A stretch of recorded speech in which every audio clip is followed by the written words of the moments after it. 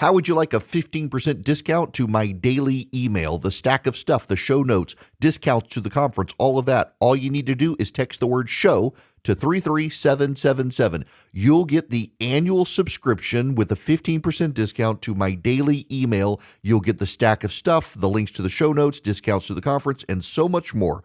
All you have to do is text the word show, SHOW, to 33777. Text show to 33777.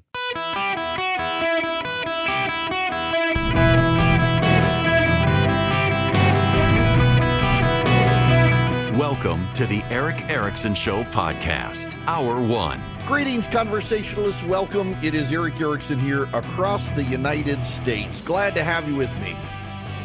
The phone number, if you want to be on the program, 877-973-7425. This is very important. Every year on this day, a week before Thanksgiving, I send out the list of all the recipes I'll be cooking over the holiday season. And so if you weren't here to get this PDF last year, if you text the word recipe, singular, no S on the end, just text the word recipe to 33777 at 3 p.m. Eastern today. I will send out the PDF if you're listening to me after 3 p.m. Eastern on Thursday, November 21st. If you text recipe to 33777, click the link. You can go through to the website and see it. Otherwise, beforehand, put in your email address and I'll email it to you. But it is my PDF of recipes. If you're on my daily show notes email, you got it this morning. And why? Because I am world renowned now. And I say that, and you think I'm kidding. It's not a joke. The gravy recipe, my gravy for Thanksgiving every year. I know it's a little bit wild, but I have gotten emails from people in, Singapore, Israel, Germany, the United Arab Emirates, and Australia, among others, who make my gravy for their holidays, including expats who are living abroad for Thanksgiving. It's an easy recipe. It's a no-fail recipe. You just got to get the onions right. That's it. You don't even taste the onion. But text the word recipe to 33777. I'll get you all the recipes, even the breakfast casseroles I make on the morning of Thanksgiving when we're feeding the family, all the pies, all the salads. Yeah, there are a couple salad recipes in there, believe it or not. But you get it all. It comes out 3 p.m. Eastern time today. So text recipe, singular, to 33777. I need to begin with a story. And there are two stories that I would say are actually related. One is two cables have been cut in the Baltic. Now, for those of you in Rio Linda, the Baltic is a sea north of the European continent.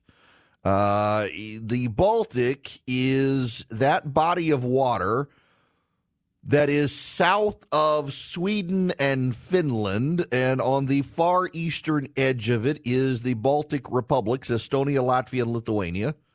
You've got Poland and Germany to the south of it, Denmark to the west of it, Sweden, Norway, and Finland to the north of it. The Baltic is that body of water, and there are two undersea fiber optic cables that deliver internet to the Scandinavian countries. Over the last several months, Finland in particular, but also northern Norway and Sweden, have seen sabotage efforts at above Arctic Circle power plants, internet information data centers, and other places. And now two fiber optic cables in the Baltic Sea have been cut. The Finns have arrested several Russians for sabotage. Russians have been uncovered in Norway and Sweden as well. Remember, Sweden and Finland have just joined NATO. And now these two undersea cables were cut. And you're thinking, aha, the Russians. Except it does not appear to be the Russians. A Chinese vessel has been detained by the Danes. That would be the people of Denmark, for those of you in Rio Linda. And the Danes have grabbed this ship and are inspecting it because this particular ship that is Chinese, filled with Chinese sailors, happened to be in the vicinity of the two cuts of the fiber optic cables at the time they were made. It's a major escalation. So for perspective now, you have North Koreans lined up in mass on the border ready to invade Ukraine. You have the Russians sabotaging power plants in Finland or trying. You have the Chinese in the Baltic Sea cutting cables, allegedly. And that is Europe and the European theater of this world war we seem to be in and don't even realize. Now, you come across to our hemisphere, the Western Hemisphere. And south of us, there is a river. That river runs along the border of Guyana and Venezuela, the Amacura River. It is due south of, well, it's to the southeast of Florida. It's there between Venezuela and Guyana, south of Puerto Rico. And in that river is an Iranian naval vessel, a Chinese naval vessel, and a Russian naval vessel helping the Venezuelans prepare for an invasion of Guyana. We're not prepared for what's coming. Now, I give you all of these stories to paint this picture, and don't forget the Russians are also in West Africa. They have been pushing Americans out of American military bases. They've been launching coups in a series of West African nations, and then when the new governments arise, they throw out the Americans, and then the Russians go away. So what are the Russians doing there? Well, the Russians are getting the Americans out of West Africa, then themselves leaving before the Islamic radicals come in and set up shop, knowing that we will be bogged down with Islamic radicals. Because while the Islamic radicals hate the Russians, they hate us more. Now, there's another story. Let me just read you this from Wired Magazine. I touched on this a little bit the other day. Nearly every weekday morning, a device leaves a two-story home near Wiesbaden, Germany, makes a 15-minute commute along a major autobahn. By around 7 a.m., it arrives at Louis D. Clay Kaserne, the U.S. Army's European headquarters and a key hub for U.S. intelligence operations. The device stops near a restaurant before heading to an office near the base that belongs to a major government contractor responsible for outfitting and securing some of the nation's most sensitive facilities. For nearly 2 months in 2023, this device followed a predictable routine. Stops at the contractor's office, visits to a discreet hangar on base, and lunchtime trips to the base's dining facility.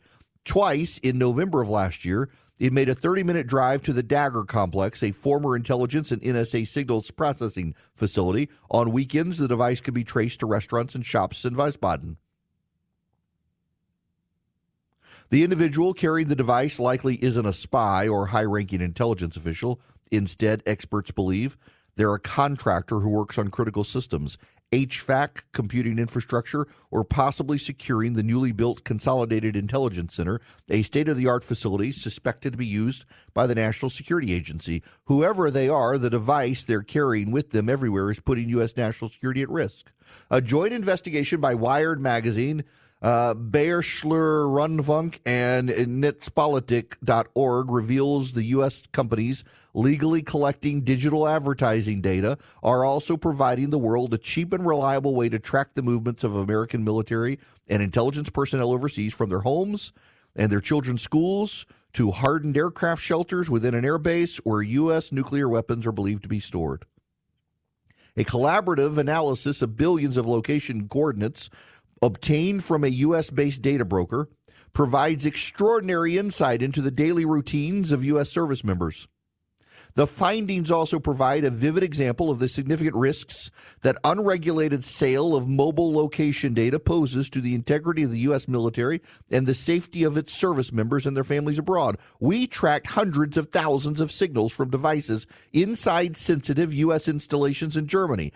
These included scores of devices within suspected NSA monitoring or signals analysis facilities, more than 1,000 devices at a sprawling U.S. compound where Ukrainian troops were training in 2023, and nearly 2,000 others at an Air Force base that has crucially sponsored and supported American drone operations. A device likely tied to an intelligence employee broadcast coordinates from inside a windowless building with a metal exterior known as the tin can, which is used for NSA surveillance. Another device transmitted signals from within a restricted weapons testing facility, revealing its zigzagging movements across a high-security zone used for tank maneuvers and live munition drills. We tracked these devices from barracks to work buildings, Italian restaurants, Aldi grocery stores, and bars. As many as 4 devices that regularly ping from Ramstead Air Base were tracked to brothels off base, including a multi-story facility called Sex World. Employees caution that foreign governments could use this data to identify individuals with access to sensitive areas. Terrorists or criminals could decipher where nuclear weapons are least guarded, and spies or other nefarious actors could leverage embarrassing information for blackmail. You take these stories together, and we are doing ourselves in, and China's just sitting back and watching. The Chinese, the Russians, the Iranians, the Venezuelans, the North Koreans. If you don't want to call them an axis of evil because it draws up too many post 9/11 images from the Bush administration, and some people want to laugh and dismiss you for calling it that, well, they are an Eastern Axis. They are our enemies. They are in war with us right now, and we're not even willing to recognize it, and we've made ourselves vulnerable here. There are groups in this country right now advocating that states do stress tests on their infrastructure. What are these stress tests? Well, in some states, they become so efficient and so online that a hacker can get in immediately and poison the water supply or shut down the water supply or shut down a natural gas pipeline, as hackers have done in this country in the last few years. They can overwhelm power facilities and cause them to heat up or break down. They can shut down the power grid. States should be doing these stress tests to see just how hackable they are. The Chinese are in decline, and that makes them very dangerous. The number of street protests in China have gone up by 1/3 this year from last year. The number of violent suicides in China, that is, people killing themselves and in the process taking out as many people as possible, has gone up 100-fold apparently this year. Their society is breaking down.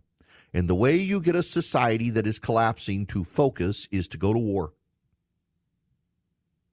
Xi Jinping understands this. He understands China's not on the rise, it's on the decline, and he's got to halt the decline. That makes him dangerous. And unfortunately for us, we have a dementia patient in the White House. And he is surrounded by fools who have gotten every major foreign policy issue on the planet wrong.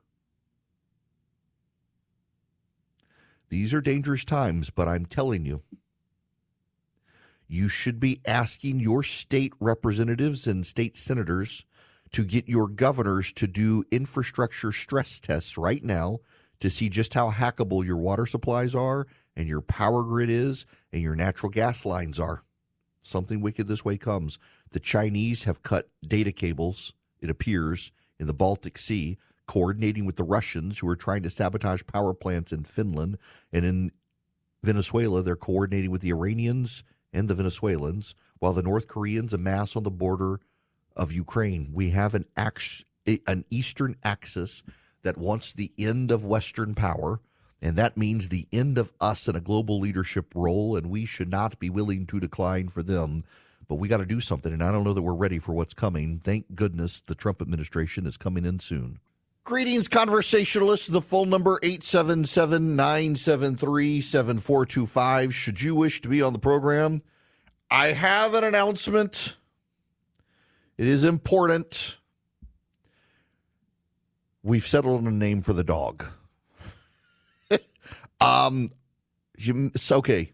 For those of you who aren't, listen, I apologize. Y'all would be stunned at the number of emails and voicemails we have gotten, text messages I've gotten. So let me just give you the story. On Monday, my wife finally broke down and was sobbing about the death of Maggie, our golden doodle, and said she really thought she needed another dog. I now no longer do my show from home most days. I have an office. One kid's in school, one kid's in college. She's there by herself. She wants a dog. So she found a place in South Alabama, Smeralia, I believe the name of it is how it's pronounced, and they breed doodles. Now, we have to have a doodle. My apologies to those of you who do rescue animals. I am really allergic to dogs, really, really allergic to dogs. And we got to have a doodle, and you never find those in shelters and the like. So she reached out to the breeder, and she found the dog she wanted. She found the dog. She found it on the website, but it was pending. There was another person, and so we couldn't get it. So she called them to inquire about the dog, and they said, nope, can't have this dog. Dog is taken, but we'll have a litter available sometime in January, February. You can get on the waiting list. You'll be back, but then we got another litter coming, so it could be middle of next year or so before we get a dog. And then yesterday I got off work, and by the time I got home, the breeder had called my wife and said, hey, the couple that were interested in that dog decided they don't want that dog because we're making that dog go through a service program because it's got all the perfect characteristics to be a service animal. Do you want the dog? And Christy's like, yes. So then we had to argue over a name, and my family comes up with dumb names for dogs. And I finally said Max. I have always wanted a dog named Max. And this is a boy dog. It is a schnoodle, which is a schnauzer poodle mix, which apparently is even more hypoallergenic than a golden doodle. And this dog has to be trained to be a service animal. They said not because it's bad, but because it's got all the characteristics that are perfect for service animals, and they make all those dogs that do go through it. So it'll be perfect for my wife. So answers to prayer. She prayed real hard about this puppy, and now it's coming to her, and its name will be Max. Now I got to tell you about Old Glory Bank because they're my bank, and I want you, if you are a business, to consider using Old Glory Bank. Now listen, I know that it's a little bit outside the wheelhouse of some businesses to use a bank that doesn't have a local branch. I get it. But I can assure you every business I've now sent to them, and we're over 5 at this point, have fallen in love with Old Glory Bank. Why? Because they're hands-on with lines of credit, with loans. They handle checking and savings and payroll and everything well. Everything gets processed. They have low fees, and they're very easy to work with. If you're an individual, they have a no-fee checking and no-fee savings account. That's what I have. I love them so much I've actually invested in the bank. I'm a really big fan of Old Glory Bank. I was with them before they were an advertiser. I begged them to advertise because I want everybody to know they exist.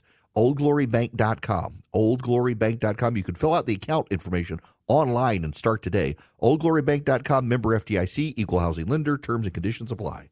Greetings, conversationalists. Welcome. It is Eric Erickson here across the United States of America. The phone number is 877-973-7425. I don't want to trigger any of you.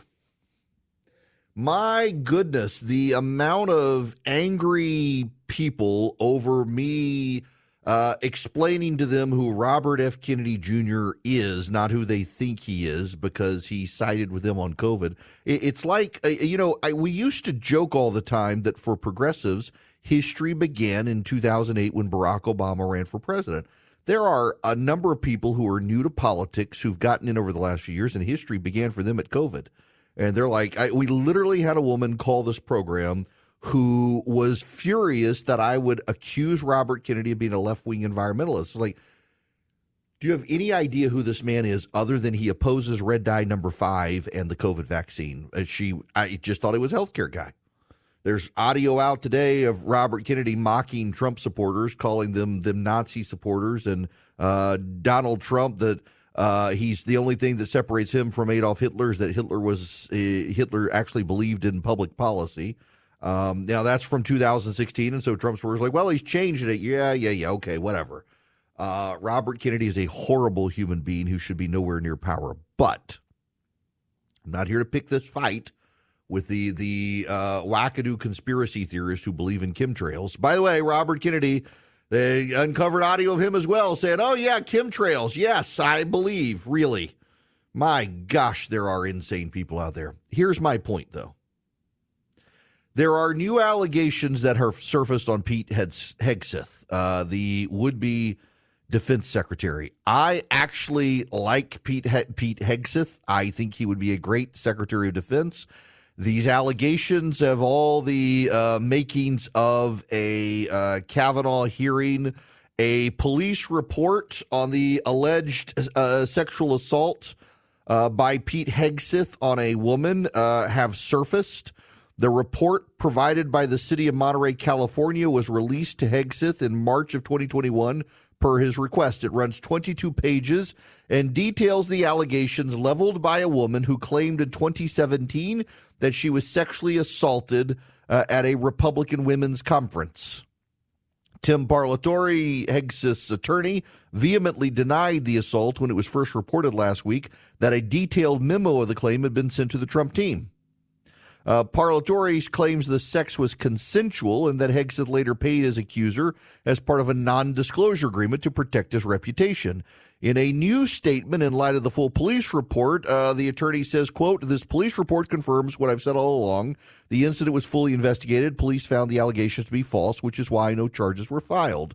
The report includes accounts from several police officers who spoke with Hegseth, his accuser, who remains anonymous, and others present at the conference, which took place in October of 2017. According to the report, the police were first made aware of the alleged assault when the woman, who was 30 at the time, submitted for a rape kit exam at a local hospital. A nurse from the hospital called an officer at the Monterey Police Department and reported the assault claim. Days later, police spoke with the woman as part of their investigation.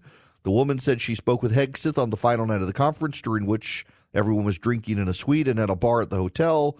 She told police Hegseth was flirting with women, putting his hand on their leg at the conference, and this prompted her to tell Hegseth she didn't appreciate how he treated women. Two different women who attended the conference spoke with police, said Hegseth put their hand on their legs and asked them to come back to his room on separate occasions.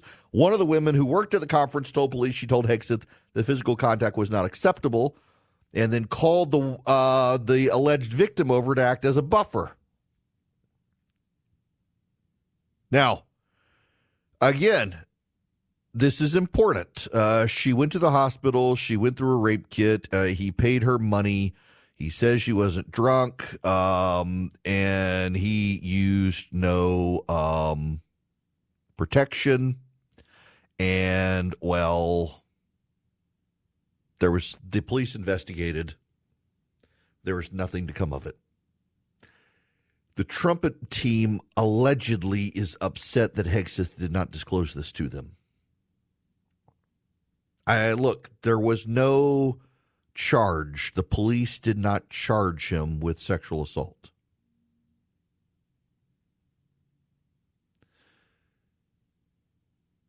Here's the point. Donald Trump just won a transformational election. Donald Trump just cobbled together the largest multi-racial, multi-ethnic coalition Republicans have ever gotten to become president of the United States. He won the popular vote. Now, he did not win over 50% of the popular vote, but Bill Clinton only won 43% of the popular vote in 1992, and the media called that a mandate for change. Trump won the popular vote, just less than 50%. It was split between multiple candidates, not just him and Harris. I just think, as an outside observer, that Donald Trump has one term. He is automatically a lame duck. And is it worth it? And you decide for yourselves. Is it worth it for Donald Trump when there are picks who would be just as good? Is it worth it for him to spend his political capital on Matt Gaetz, Robert Kennedy, maybe even Pete Hegseth, and some of the others, when instead he could find people who have totally bought into his agenda, who don't have the baggage, and he could focus on the transformational election instead. Liam Donovan is a political strategist, and he pulled up what I thought was a very funny picture from a Spider-Man cartoon last night, and this kind of gets to the point I'm making, and I got to give Liam Donovan credit for this. It's not me. So it is a picture of a bad guy. Spider-Man is talking to the bad guy, and the bad guy looks like a dinosaur. What were the flying dinosaurs? A pterodactyl. That's what it is, a pterodactyl. And Spider-Man says to the pterodactyl, you can rewrite DNA on the fly, and you're using it to turn people into dinosaurs? With the tech that you have, you could cure cancer. And the bad guy who has transformed himself into a pterodactyl replies, but I don't want to cure cancer. I want to turn people into dinosaurs. And so Liam Donovan posts this picture from the Spider-Man comic, and he says, but sir, with your historic victory, you have a mandate for a sweeping policy agenda that could consolidate a multiracial working class coalition and usher in a generation of Republican dominance. Why squander your political capital on intramural squabbles over dodgy nominees? Let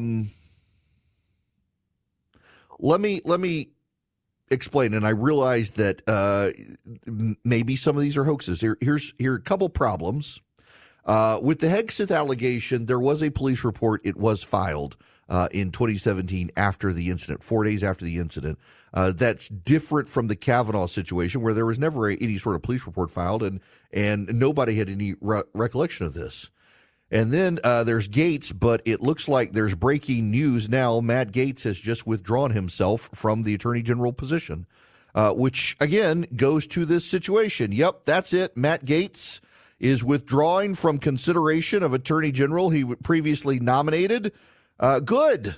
The Ethics Committee report was blocked by the House Ethics Committee, but there were votes there to get it released on the House floor. A number of Republicans came forward and said they would vote with the Democrats to release his ethics report. So Matt Gaetz, who resigned from Congress, has now decided he's going to likewise withdraw from his Attorney General bid. Here is his post. I had excellent meetings with senators yesterday. I appreciate their thoughtful feedback and the incredible support of so many. While the momentum was strong, it was clear that my confirmation was unfairly becoming a distraction. There's no time to waste on a needlessly protracted Washington scuffle, so I'm withdrawing my name for consideration. Trump's DOJ must be in place ready on day one. I will be forever honored that President Trump nominated me to lead the Department of Justice. Kevin McCarthy got a scalp. But Gaetz's post gets to the problem here, also with Kennedy and with Hegseth. Donald Trump's DOJ must be in place and ready on day one. So must the Department of Defense. So must the Department of Homeland Security. So much the Department of Health and Human Services. HHS, where he's putting Kennedy, spends a quarter of the federal budget outside of Social Security, Medicare. Quarter of the federal budget. Why spend political capital on these picks? Why spend political capital that you could use to consolidate your working class coalition and advance your agenda? Here's the way Washington works. The way Washington works is senators and representatives are willing to go to bat for you, but when they keep getting lit on fire by everyone else for going to bat for you, at some point they stop going to bat for you. You put them in a difficult position voting for a nominee with allegations filed years ago about sexual assault. Or the Gaetz situation, which now thankfully he is out of. At some point, the senators say, look, I voted for you on this, and I voted for you on this, so I'm not going to vote for you anymore on this stuff. Forget it. I've already proven my loyalty, and now I got to work for re-election. The Trump team, they've been spared now Matt Gaetz's nomination. But they're going to have to look at Hegseth now, who, frankly, I think Hegseth would be a great Secretary of Defense.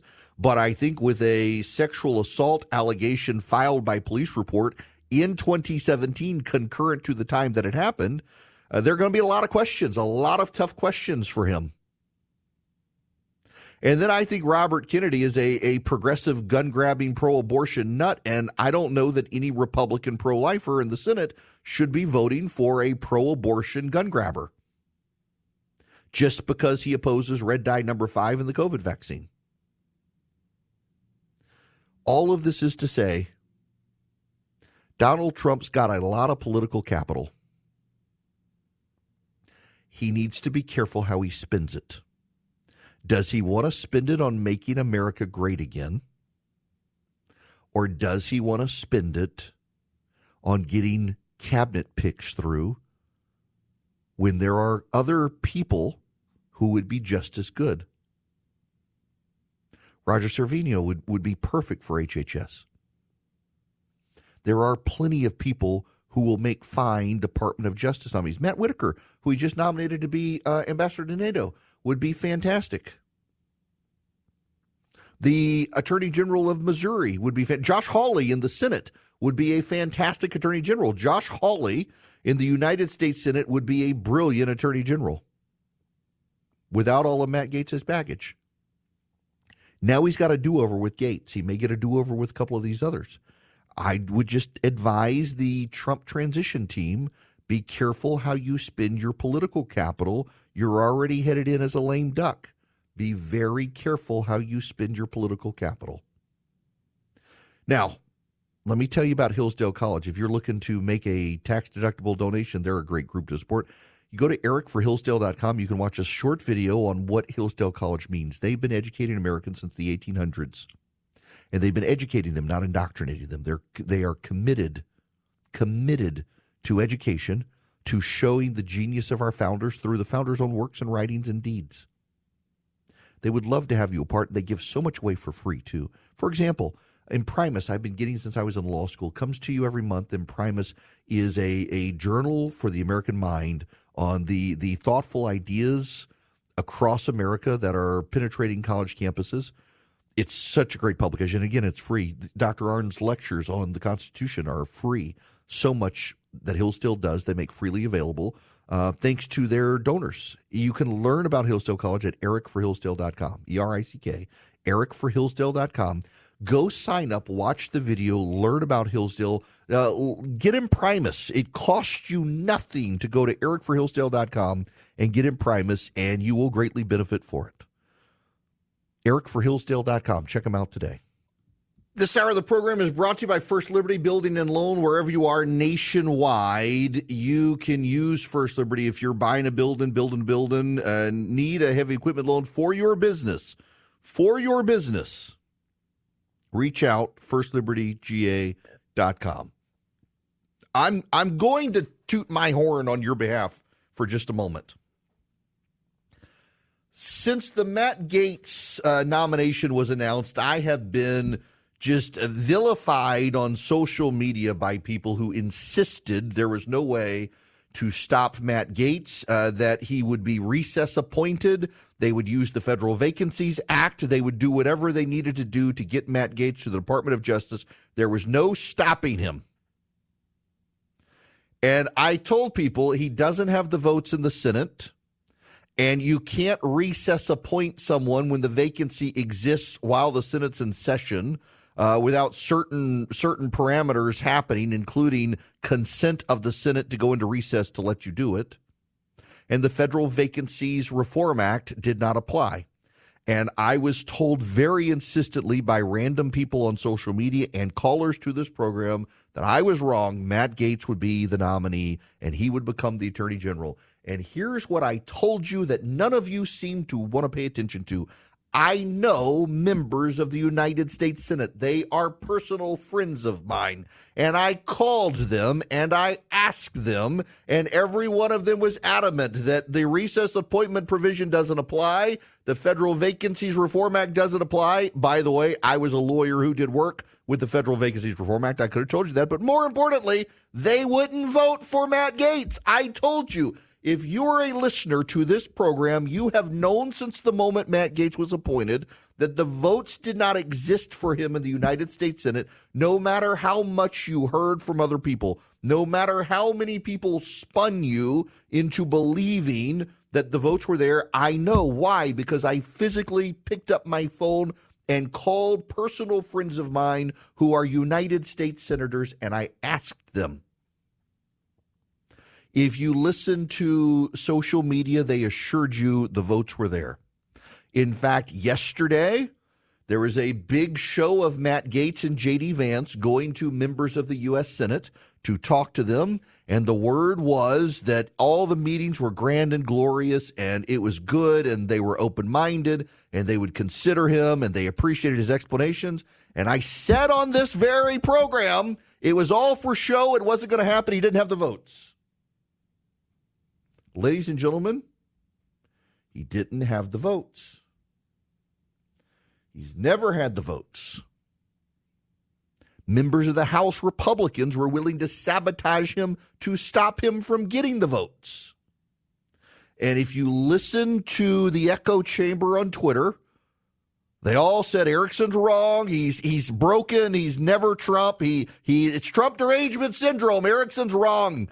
The president will have his nominee. And I was willing to take the slings, the arrows, the barbs, even from some friends, because I knew I was right. And if you listen to this program, you're going to be way more informed than a whole lot of people on social media, because I know when to pick up the phone and ask questions of friends who know answers when I don't know the answer. And I knew the answer because I talked to those people. Matt Gaetz will not be the Attorney General of the United States of America, which I have been telling you since the moment he was nominated, contrary to the shrill voices on social media. So, moral of the story is, when I get it wrong, I try to correct myself. But very frequently, I get it right, even though a lot of people tell me I'm wrong. This time, I was right and knew exactly what I was talking about because I had the inside sources.